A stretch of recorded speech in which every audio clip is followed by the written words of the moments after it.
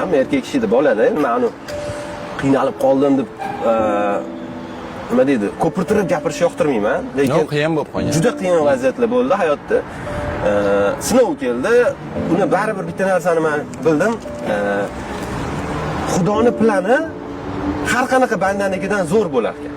Xudoyimning planini faqat odam keyinroq tushunar ekan. Men shunaqa plan qilgan ekanki, o'sha qiyinchilik kelgan paytda aslida meni atrofim tozalanayotgan ekan.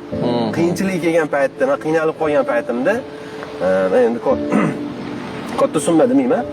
Men uchun katta summa bo'lgan o'sha paytda. U summa meni hayotim davomida yig'ilib kelgan hamma bor topgan pul, bor mol dunyoyim, 6 ta mashinam, yana nimadir, hammasi bittada bir kunda yo'q bo'lgan.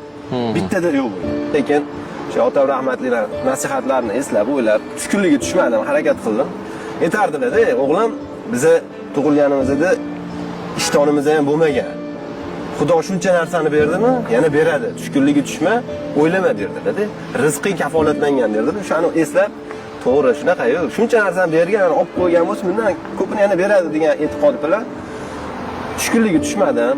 Sinovlar bo'ldi.